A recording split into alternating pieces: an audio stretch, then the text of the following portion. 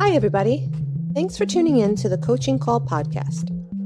On this podcast, we'll cover various types of coaching by trainers in sports, martial arts, fitness, and business. We'll discuss each coach's methods to getting the most out of their respective athletes or clients and how they attempt to change the platform in which they coach. Join us on a fun adventure as we discuss unique coaching styles. Coaching is a universal part of how we get others to get something done. Join your host, Raphael, and his guests on this unique journey in coaching. Hi, I'm Sifu Raphael, and this is the Coaching Call podcast. If you enjoy this episode, please subscribe and leave a review. This episode was made possible by listeners like you. Michael, good morning. How are you, my friend? How's everything? I am doing amazing. Amsterdam has given me a nice, good weather today, and yeah, I'm ready to rock and roll. Right. So you're in Amsterdam, huh? Yes, I'm not based in Hong Kong, and today is day 5 of my 30-day trip around Europe and UK. So it's been exciting so far. Oh, cool. So you do business in so many parts of the world, right? What started that? Why not stay in one area? That's actually because of the fact that my business took off in the middle of the pandemic. So back then, I was still juggling my role as a burnt out or overworked and underpaid veterinary surgeon and building my own course building business. I wasn't even coaching back then. And afterwards, I started off with doing e-commerce and then doing some online as well as in-person networking. And my network was kind of around England. But afterwards, after the pandemic happened and everyone flooded onto Zoom and the online social media space, my business just took off, and now we're serving clients across 14 different countries. Wow. Did you say 14 or 40? 14. I hope it's going to be 40 soon. That's the goal, right? 40. So, Michael, what I want to get into before we get into the productivity and how you're helping people get more out of it, not have the burnout that you may have gone through. Talk to me about when you were very young, like 5, 4, 6, 7, 8 years old. Where did you grow up and who influenced you? I know that's a loaded question, but let's try it. Who influenced me when I was 5 years old or when I was around that time? Yeah. Okay, gotcha. Well, it's kind of a loaded question, but I'm going to try to recollect my memory as much as I can. So in Hong Kong. And back then, it was just I was born 3 years before Hong Kong Hong Kong just got transferred from being under British colony into being part of its own country. Right. It's not the part of China, but it's still it's their own thing.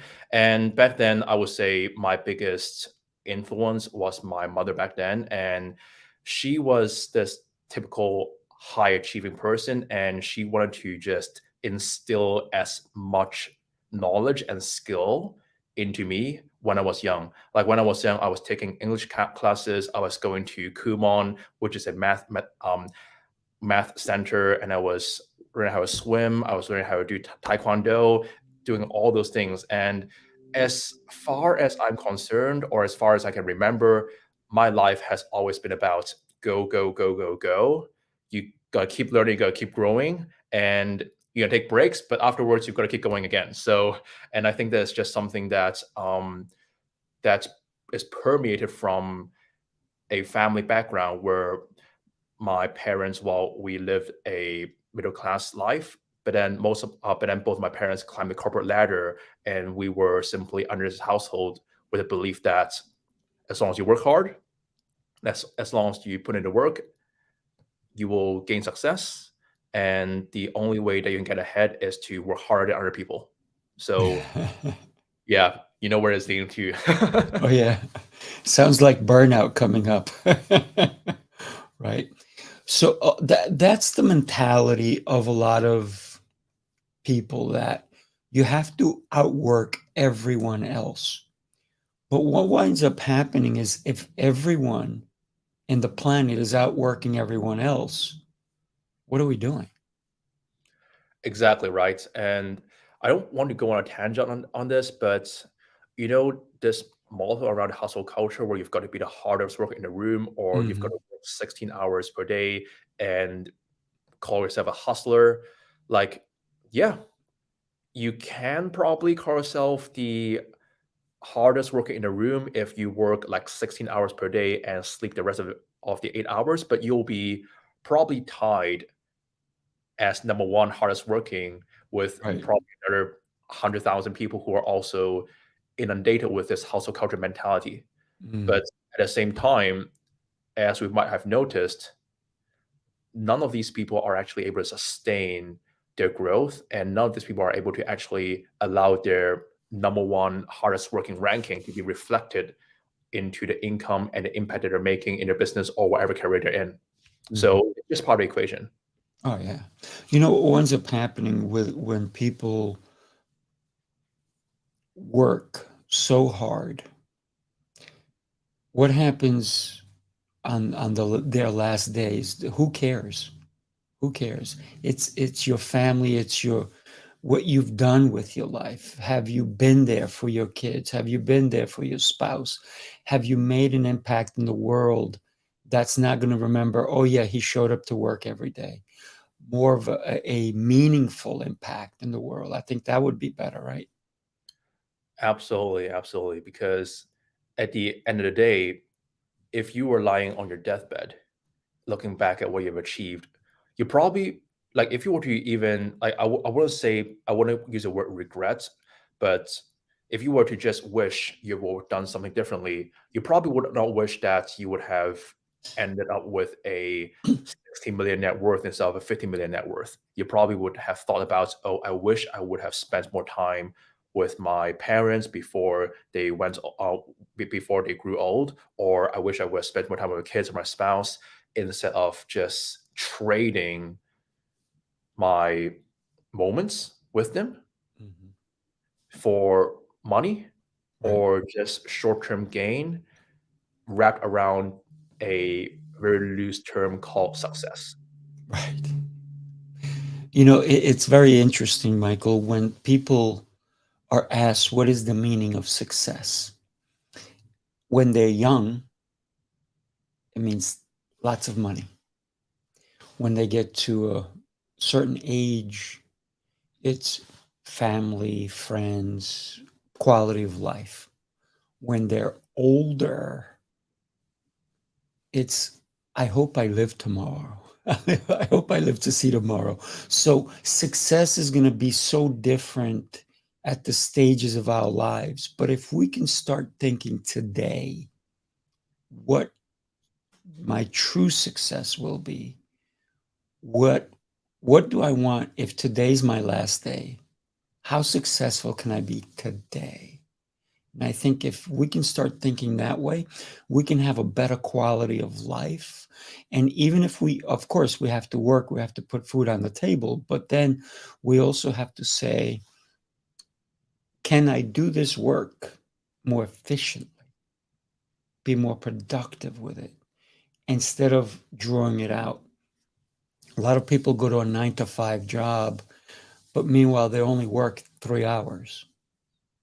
So why go to a 9 to 5 job when you're only working 3 hours?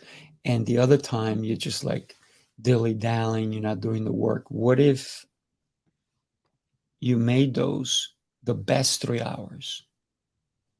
And then you got more work done and more work done.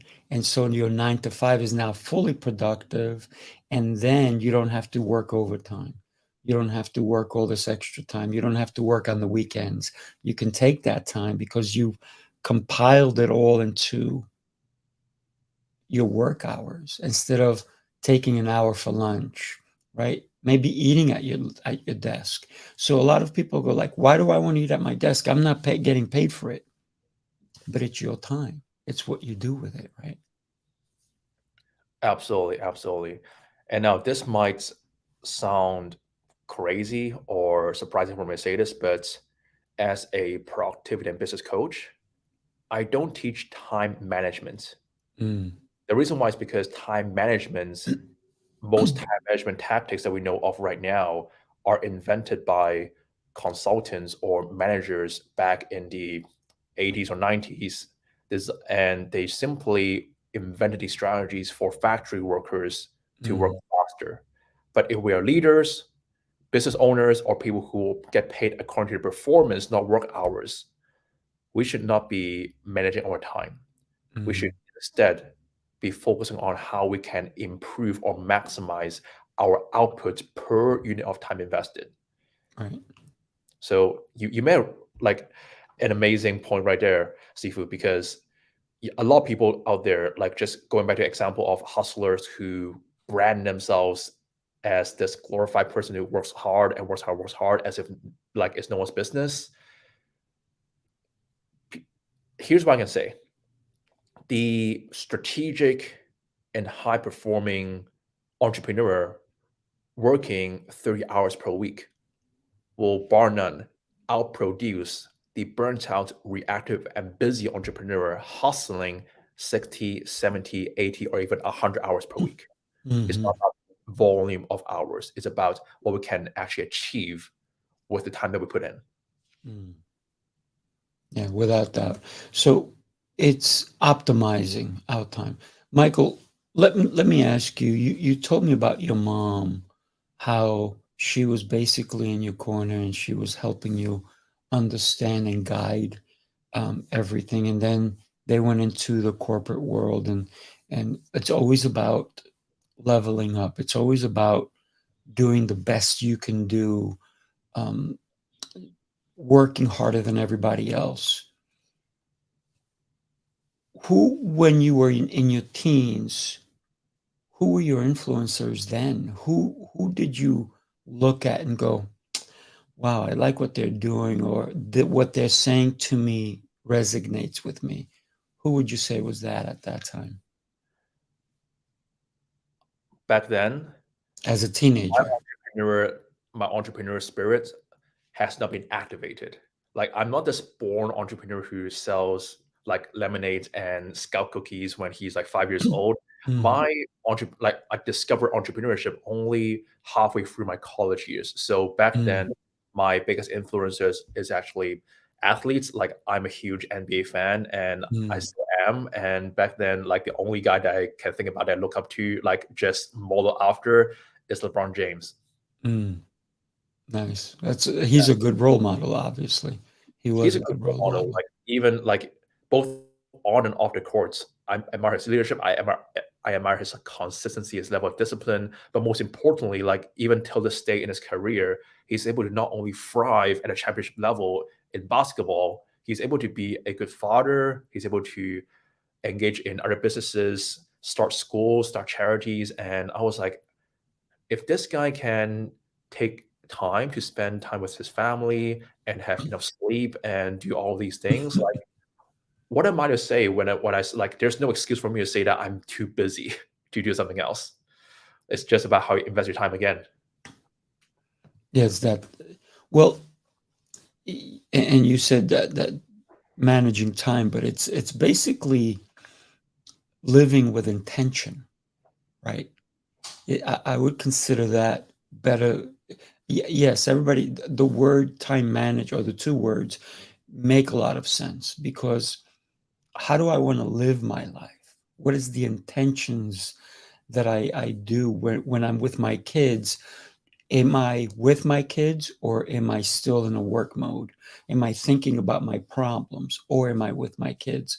When I'm watching, let's say I go out to the movies, or to the theater with my partner, am I still thinking of the problems at work, or am I present at the theater, at the movies, at dinner? So, where are my intentions? Where am I during that time?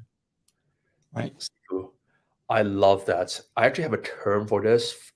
As I say for my followers and clients, we call this the gray zone. The gray zone is where you are physically present yet Mm, mentally absent. And we simply want to minimize the time that we're spending in the gray zone because it serves nobody.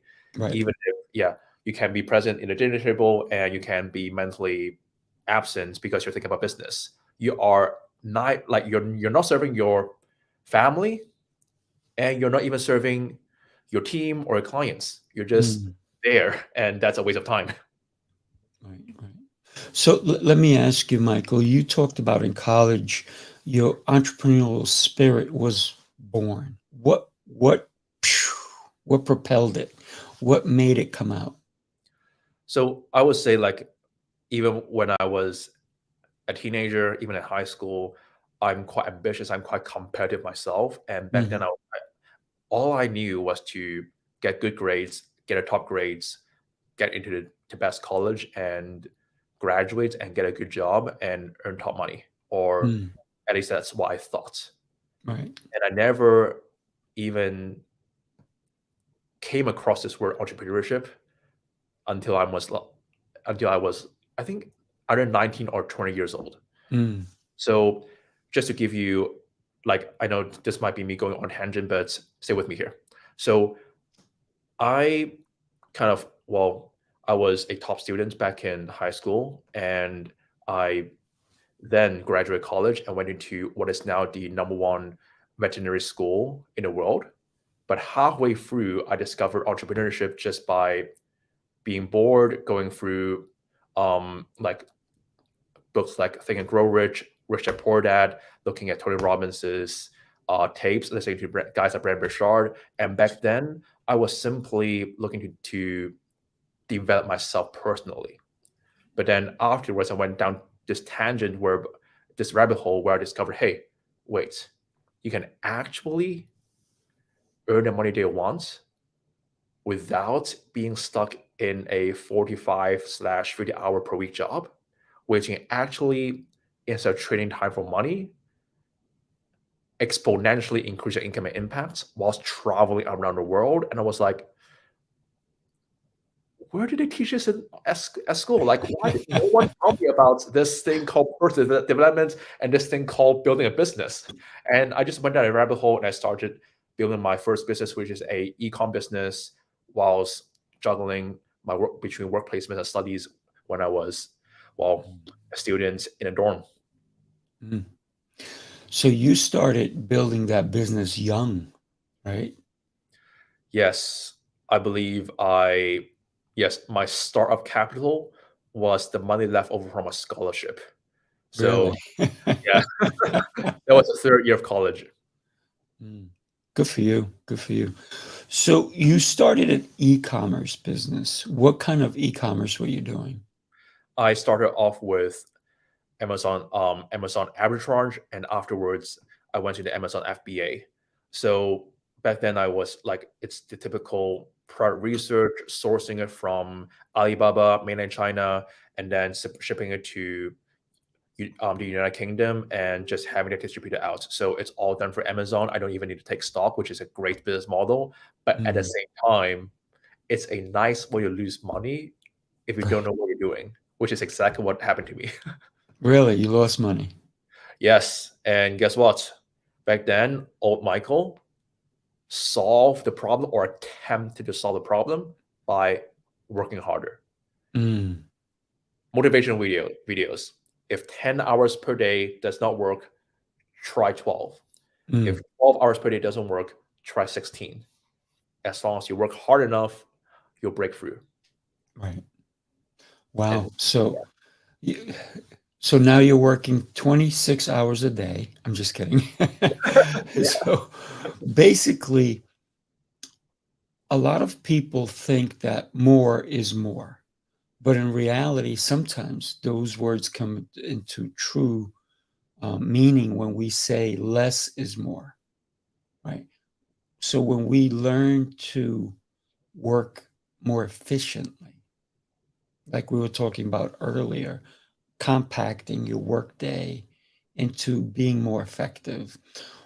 What's one of the things that as an entrepreneur, because as an entrepreneur in the initial stages of any company, we know we have to work maybe 22 hours a day, maybe sleep too, but that you cannot sustain that for long. You can do it maybe a couple of months, maybe you could do it up to a year, but after that, your health is going to start to go. You've never seen your family during this time unless they're going to watch you sleep, right? So at one point, every entrepreneur knows that you can't run like that. You have to incorporate the help and the aid of others. You have to create systems in order to be more efficient. To instead of working 22 hours, maybe you go down to 18. Maybe now you go down to 16. Maybe you go down to 14.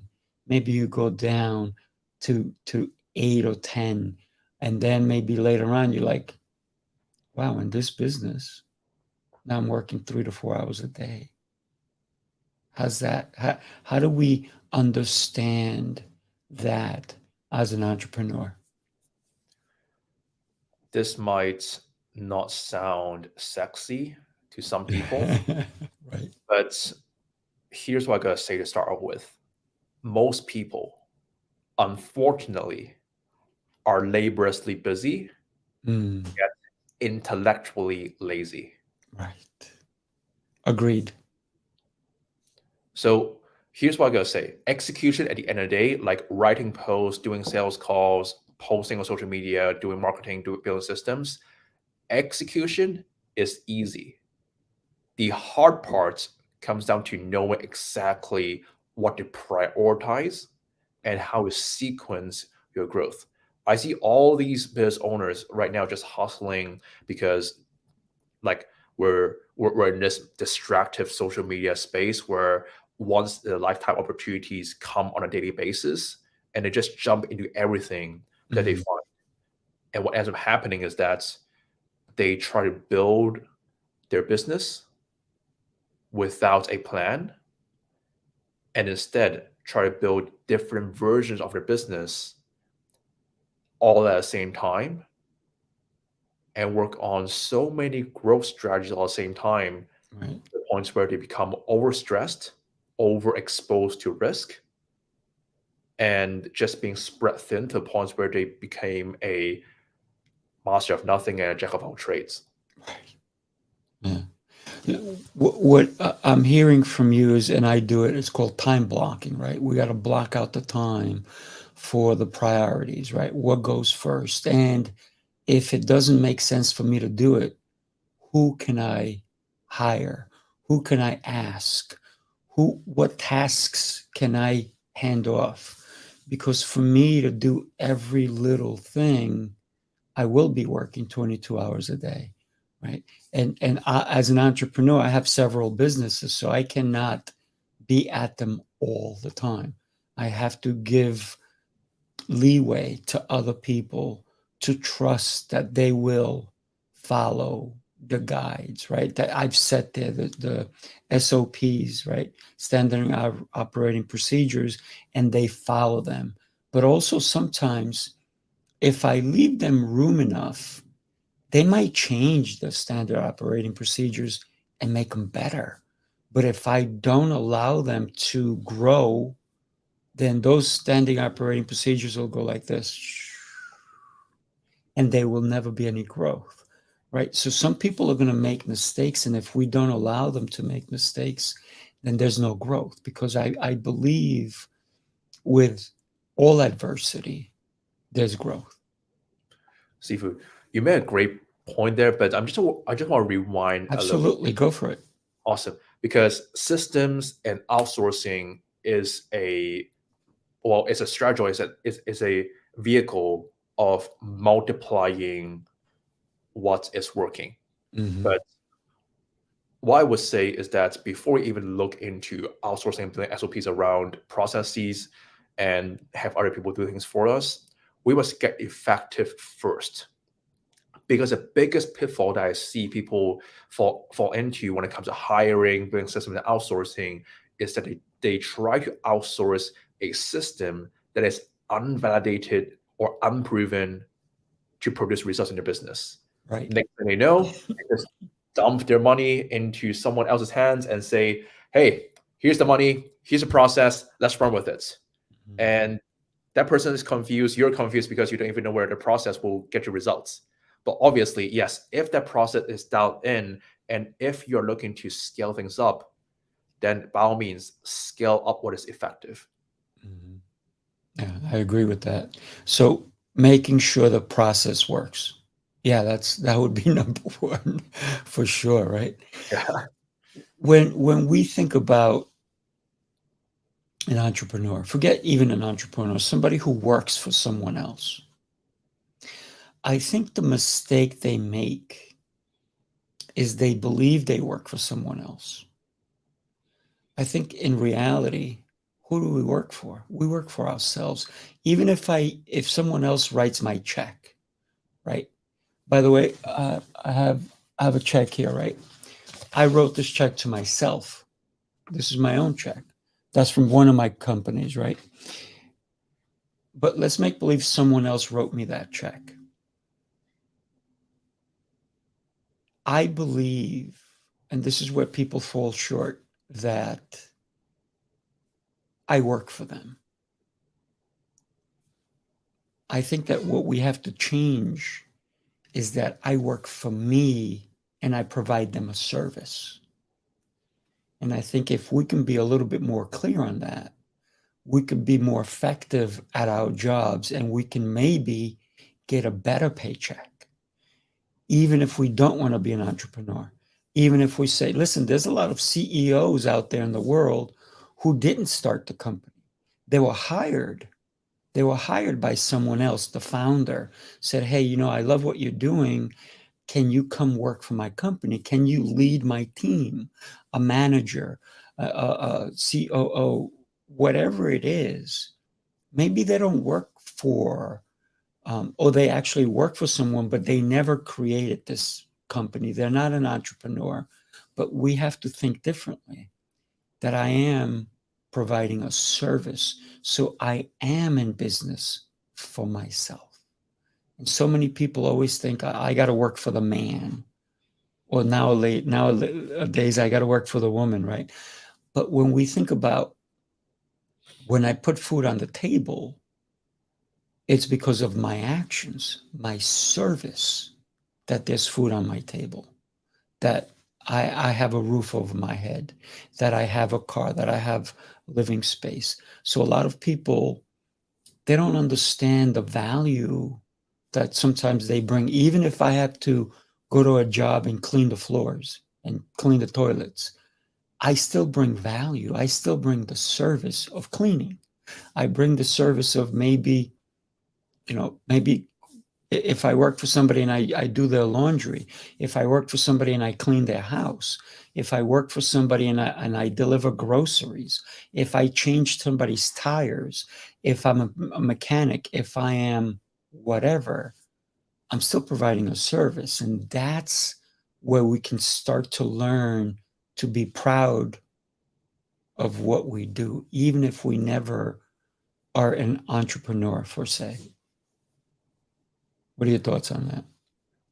I would say that's a very valid point because, like, when the online entrepreneurial rush came in around 5 to 10 years ago, everyone was like, replace your job, quit the rat race, so forth and so forth.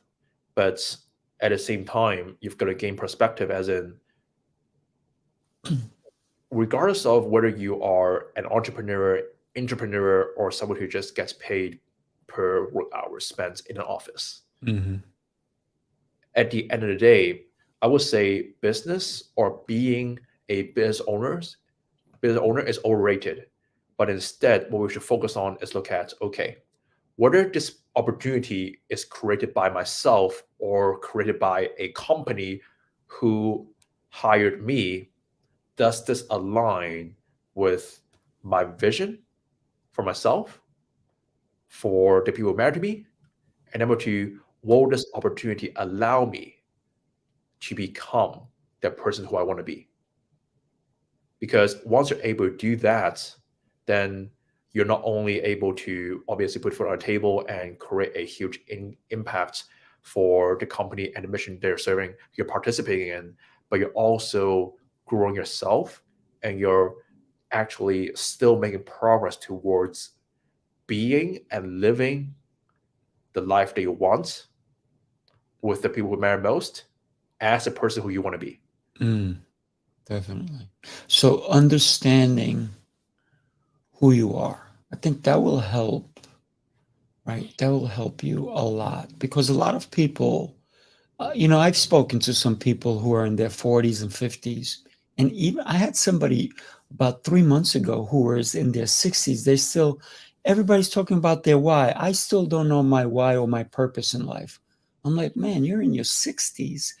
You don't know your purpose. You don't know why you're living. You don't know what makes you tick. Finding your purpose is what makes you happy. What makes you wake up in the morning, right?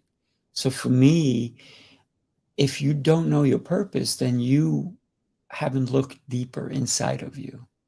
Because your purpose may be, hey, you know what? I like watching TV, but is that really your purpose? Or I enjoy writing, or I enjoy riding my bicycle, or I enjoy swimming. So my purpose is I enjoy living. Whatever it is, I enjoy drawing. I enjoy playing a musical instrument. There is your purpose, and your purpose is finding out what makes you happy.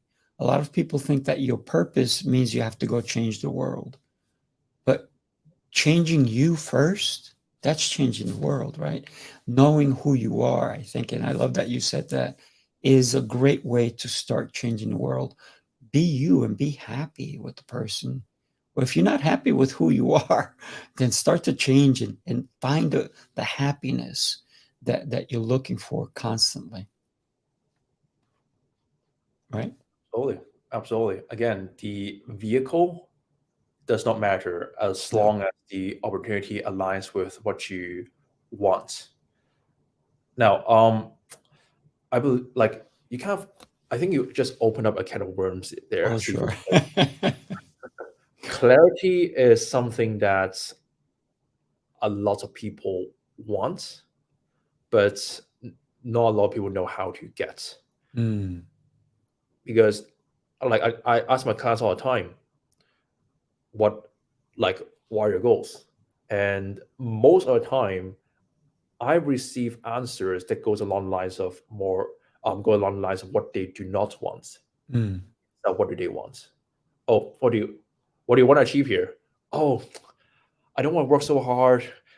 I don't want to work on Saturday and Sunday morning, or I don't want to like get swamped with all these like crappy leads and like all these clients who don't value my work and drain my energy. And I was like, what do you want? And they're like, and they just draw a blank. And I was like, I'm probably 99% sure of why you're so inundated with these problems, because what you are focusing on right now is what you do not want. And because you do not know what you want and you know everything about what you do not want, you become a magnet of problems instead of a magnet of results.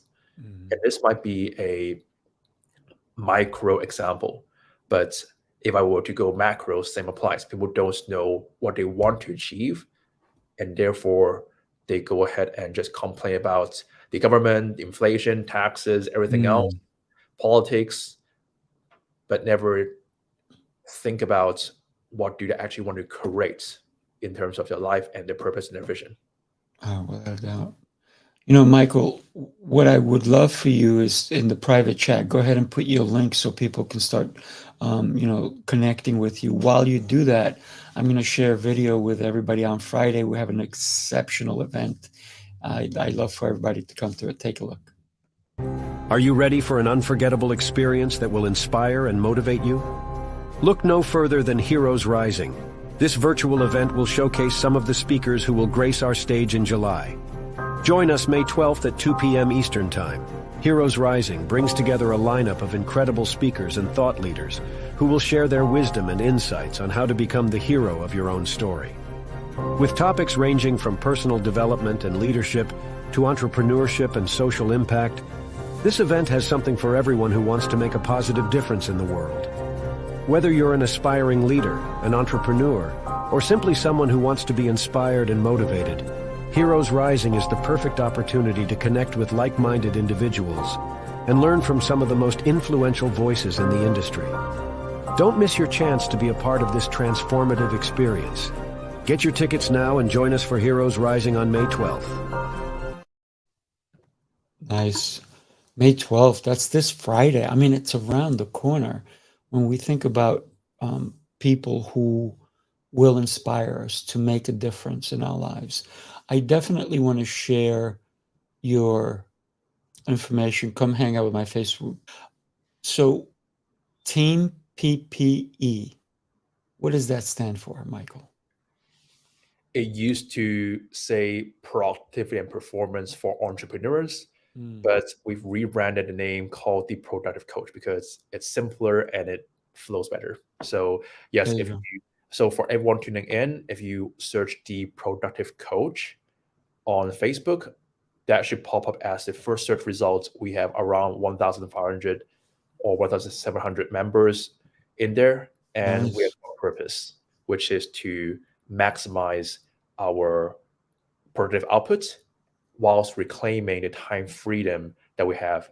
And we go ahead and I go live there exclusively to train on a particular topic around productivity and making profits productively every single week. We also have roundtable discussions along with, well, pretty valuable content that I usually charge for, just throwing it there. So yeah, come hang out. And I just gotta say, this will be like, I would not take your investment of your time and attention lightly. So yeah, that's what I gotta say. Wow. That's pretty grand of you not to give out free information like that and help people along. That's really crazy, right? Most people are going to charge for that, but you do it, and you also said something very important, that you don't take people's times lightly, because that's one thing we can never get back, right? Absolutely. Like, I don't want to go on a whole tangent again, but Go for it. I like tangents. I would say the coaching, speaking, authoring space is just like there's too much fluff going on out there. There You is. see all these people hosting 5-hour seminars, and the first 4 hours is just all hype, all fluff. And the practical knowledge comes to the last 45 minutes, and the last 15 minutes is to tell you something. I mean, obviously, you've got to make a living, you've got to run a business, selling, totally get that. I do that myself. I'm not like Alex Hormozy who can say I have nothing to sell you. Yes, I do have something to sell you, but at the same time, my job here is like for anyone who enters my sphere of influence, my job here is to not just lump you into a funnel, hype you up, and woo rah your way into a checkout page. No, I want to demonstrate practical knowledge and practical frameworks for you in service, in a primary service, so that you can actually use it, gain a positive return on time, and seek my help when you want to go to the next level. That's what I gotta say. So yes, and for everyone tuning in, I value your time, and I just want to say I appreciate you just investing your time to tune into today's interview. Oh yeah, you know, we're getting to know you, and I appreciate you taking the time also to come and share your knowledge, because for me, the reason I do this show is it's going to be selfish. I'm going to tell you why. Because every coach that comes on teaches me something. So yes, thank you, Michael, for coming on and guiding me. For me, it's always very intriguing to find out where somebody came from, where their thinking comes from. So you went into a deep rabbit hole into understanding business, understanding philosophy. You talked about Tony Robbins.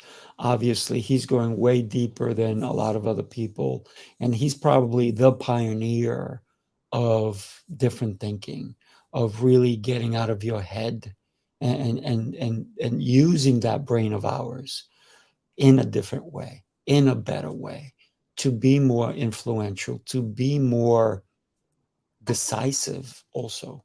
But a lot of people who listen to Tony Robbins don't get the message, do they?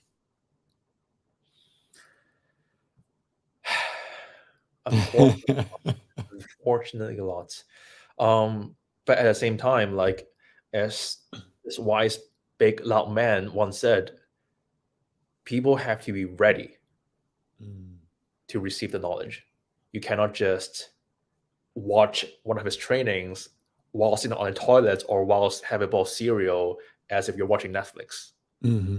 You actually have to learn with an intention for implementation. That's right. You know, for me, it's important to what you just said. It's so important to, and we talked about it earlier, to be present. Not because you're sitting there and watching it like Netflix. Not because you're sitting there and just because it's something to do, but because your intention is to spend your time wisely. Because like we said before, you cannot get that time back. You can always get money back. You can get material things back. So for me, money is not my driving factor. Life. Man, you cannot put a price on life because I can't relive yesterday. I can think about yesterday. I can remember what I did, what I didn't do, but I also don't want to live in doubt. Should I have done this? Should I have done that? So this is why every day I work with a planner. I work with my scheduling. I work with intention to be able to have communication like you and I are having right now, to have people that I want to speak with, to have people that are going to impact my life. Because I'm listening to you intently. I know the words you're saying, but do they resonate? How are they affecting me, right? Absolutely. Like let's face it, we can be repeating the same words and we can be sharing the same tactics and strategies and principles, but the people who you end up attracting will probably be different from people who I attract, because at the end of the day, people listen to the person, not like before deciding whether to listen to what they gotta say. I have this very funny story that I often share with my clients and my following. Like, let's say, like, for as far as I can remember, from 12 years old all the way to 18 years old, before I went to college and lived by myself, I'm a snoozer. And my mom always tells me, hey, Michael, wake up early. Don't snooze. Don't just roll around in bed. You're just wasting your time. You're going to miss a school bus. And I was like, every single time I just kept on snoozing. I will wake up as late as I can possibly wake up at. And I invested into this, my first transformation coach. And he said, Michael, you got to stop snoozing, man, and wake up early. I never hit snooze ever again. It's been 6 years, and I never ever hit the snooze button once. And Nice. it's just like one example of why sometimes you've got to, like, you only get the result and you can only get the implementation or the intention to implement when you are ready. And when you're ready, the teacher will appear with the right message at the right time, and you would have the result that you're after. It's like that old saying, if you snooze, you lose. Yep. But there's so much value to that, right? Let's say you're going to wake up. I usually wake up around between 4 and 4:30.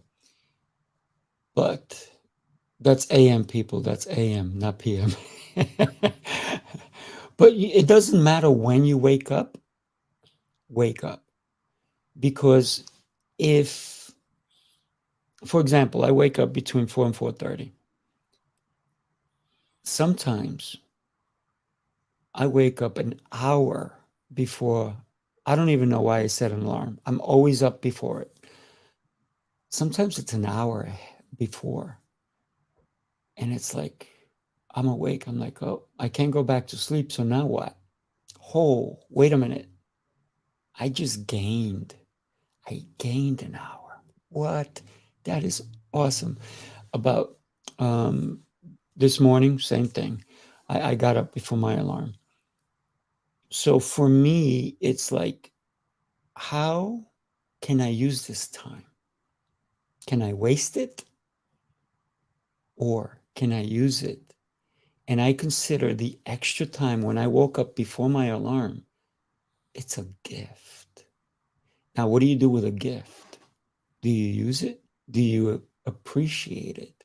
So the other day, I literally woke up 49 minutes before my alarm. And my eyes just popped open. I was like, oh. I look over, it's 3 something. I'm like, okay, guess what? I get a chance to do something I was going to put off for the next day because I already had my schedule. I'm like, now I can be ahead of the game. So I didn't snooze, therefore I didn't lose. So if you snooze, Yep, you will you lose. lose. The person who snoozes will have their market share be taken by the person who does not. Like me or you. Yeah. A lot of people always ask, how do you do so much? And as a productivity coach that you are, how do you help people do more than they think they're doing? There's layers to this answer, but the first step that we always want to start with is to look at is to assess how clear they are towards their goals. Because if we don't know what the outcome is, if we don't know what your measurements of progress are, and if we don't know what your key needle movers are that's responsible for moving those measurements to the right direction, there's no way for us to decide what is a key needle mover and what is not a key needle mover. Afterwards, we move into the process of elimination. Yes, we did not. I don't start with handing you a nice planner or inviting you into an Asana template. No, I don't do that. The first thing we do, because my clients come to me when they're maxed out, when they have no time at all, and they're just so busy spinning their wheels, and they feel like even if they push harder, they will still stay stuck.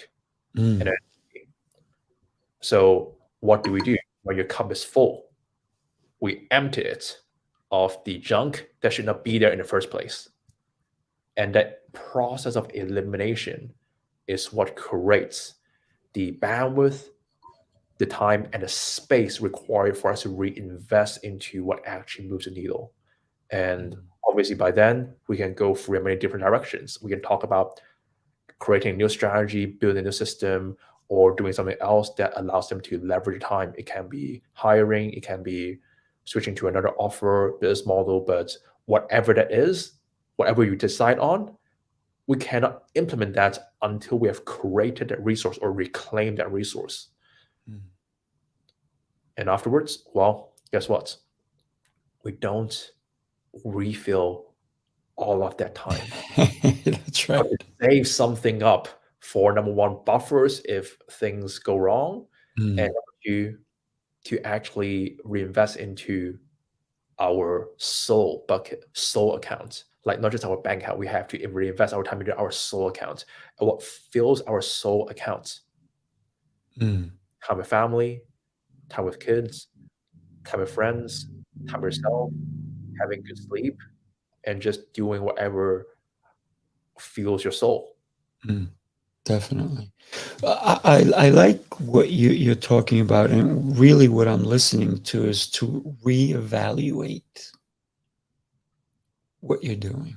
A lot of people, they don't realize they're wasting time. Meanwhile, they say they're so busy, right? I'm so busy, I'm so busy, I'm so busy. Busy doing what? What are you doing? What are you doing that you're so busy? Could you, like you talked about, reevaluate your day, reevaluate what you're doing, and then fill it with things that resonate, fill it with things that fill that bucket of your spiritual life, even, right? Your family life, yourself. One of the things I do every day is I meditate every day. And that fills me. I can be meditating in a crowd. I don't need to be in a room doing right? I can meditate anywhere I am. This morning I was at the gym. Actually, I went to 2 gyms this morning. I went to a gym I pay for, and I went to my own gym that I own, and I do 2 different workouts. But I was meditating in both because that's just the way I roll. That's what fills me. That's what makes me feel amazing. So, but you're right. It's reevaluate your day. And how do you do that? Calendar, right? Write down what you're doing.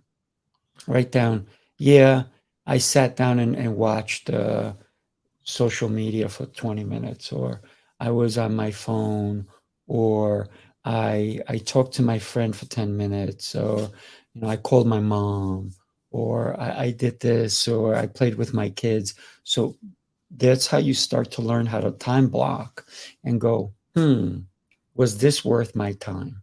Could I have put this here? Was this more important than that?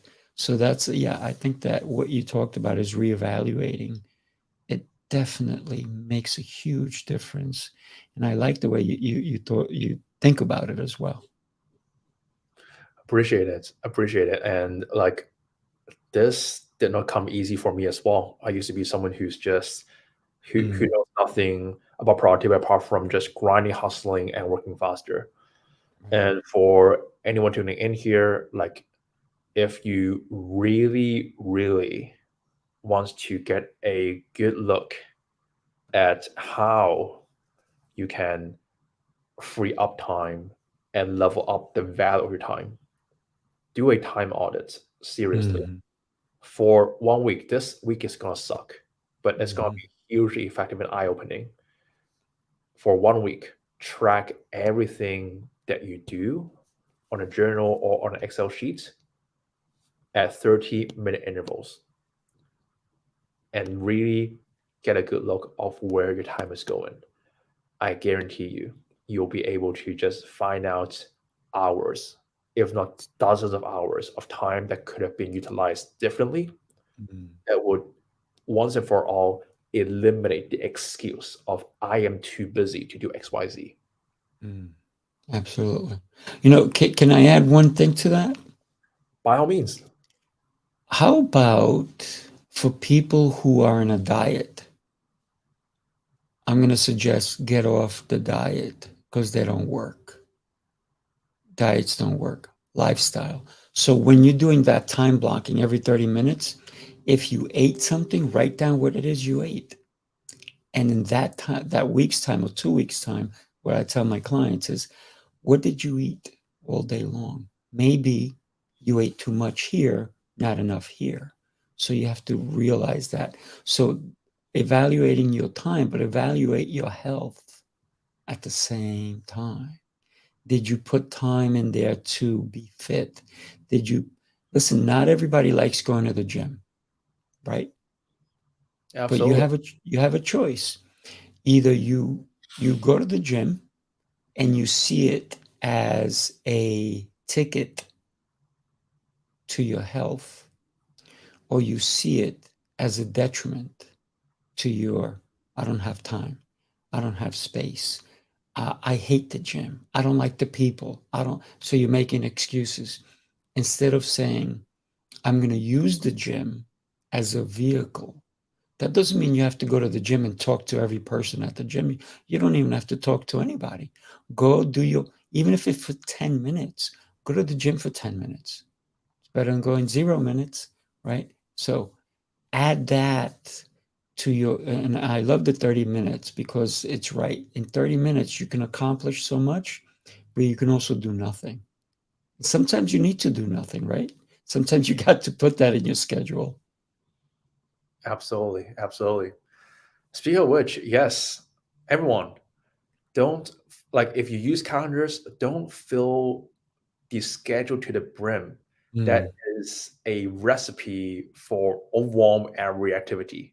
mm, Because if everything is planned out perfectly without any room for error from 7 a.m. all the way to 8 p.m., then mm, what are the chances of your day actually going exactly the way you want it without you being hit with extra work, without someone else tells you that there's a fire to put out, without right. someone else tells you that you've got to do XYZ and something urgent pops up, especially if you lead a team or if you run a big business.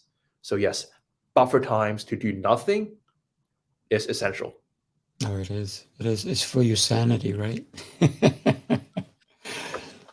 I also think that putting in a time slot, like every day, I put an hour aside to eat my lunch. Now, I don't necessarily, it's not the same time every day.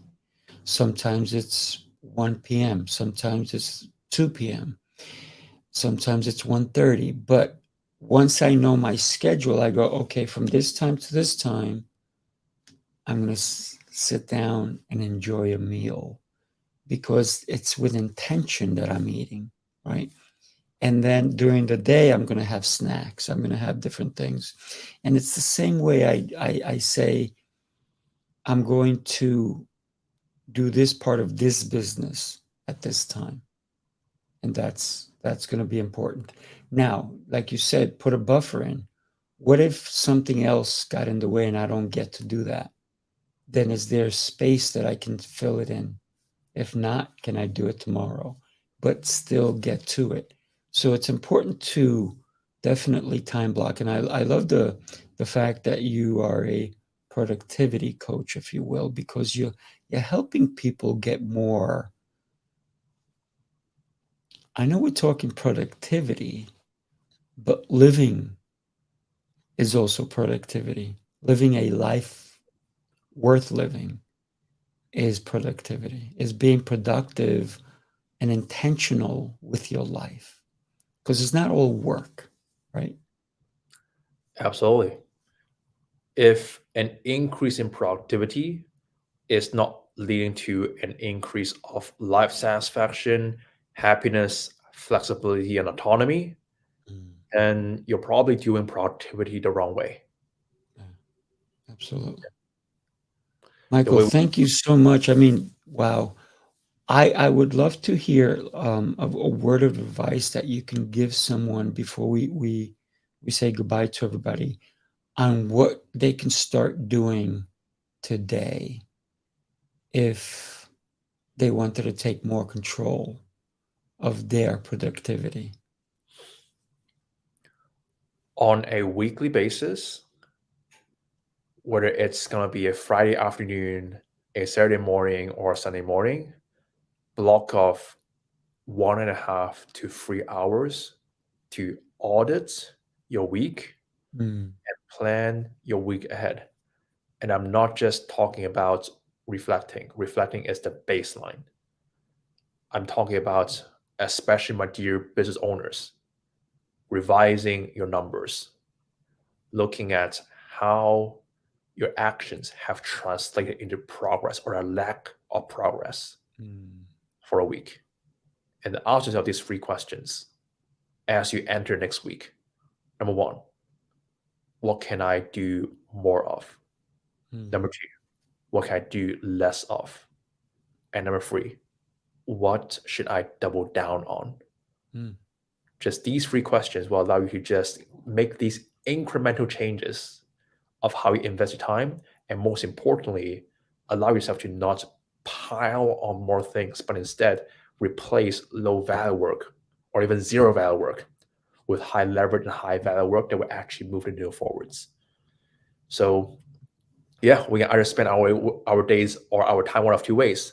We can spend it in a way that causes us to go backwards or go further from the life and business that we want to experience, or closer to the life and business that we want to experience. mm. So that's what I gotta say. That's wow. Great advice. Really, really great advice, people. Listen to Michael. Remember, go go to his face group, and I'm going to put that up here again. Give me 1 second. I'll throw that up here for everybody. Take a look at his face group. Go and be there with him. He is going to give you tons and tons of information. And he's doing it because he wants to change your life. Absolutely. Like when you asked me what can I give to people, I was like, I have a playbook for productivity. I have a framework for time leverage. I have this training. I was like, you know what? Let me just put everything into my Facebook group and invite people in there and choose or pick everything or one thing that I want to take away. So yeah, That's awesome. come hang out. It's gonna be fun. I think I'm going to join your group too, buddy. So if you'll have me, I'll be there. Absolutely. Doors are open. I appreciate it. Thank you so much. Today has been great. Thank you for taking the time. You're in Amsterdam. What time is it over there?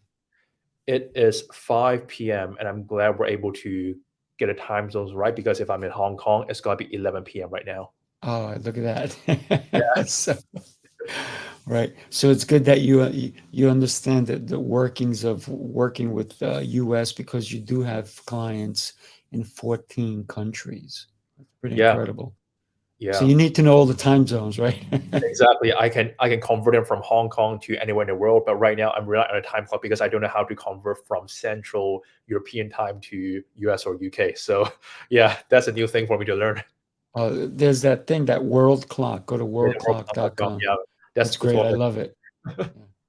All right, everybody. Thank you so much for joining us. If you're watching the replay, just type in #replay and make your comments. We'd love to hear it. Michael, have yourself an exceptional day, my friend. You are awesome.